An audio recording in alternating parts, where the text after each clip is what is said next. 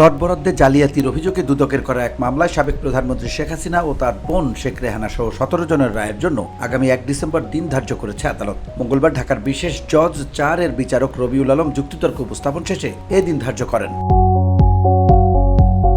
এ মামলায় অন্য আসামিরা হলেন জাতীয় গৃহায়ন ও গণপূর্ত মন্ত্রণালয়ের প্রশাসনিক কর্মকর্তা মোহাম্মদ সাইফুল ইসলাম, সিনিয়র সহকারী সচিব পূরবী গোলদার, অতিরিক্ত সচিব অলিউল্লাহ, সচিব কাজী ওয়াসি উদ্দিন, রাজুকের সাবেক চেয়ারম্যান পিএ মোহাম্মদ আনিসুর রহমান মিয়া, সাবেক সদস্য মোহাম্মদ খুরশিদ আলম তন্ময় দাস, মোহাম্মদ নাসির উদ্দিন, মেজর ইঞ্জিনিয়ার শামসুদ্দিন আহমেদ চৌধুরী,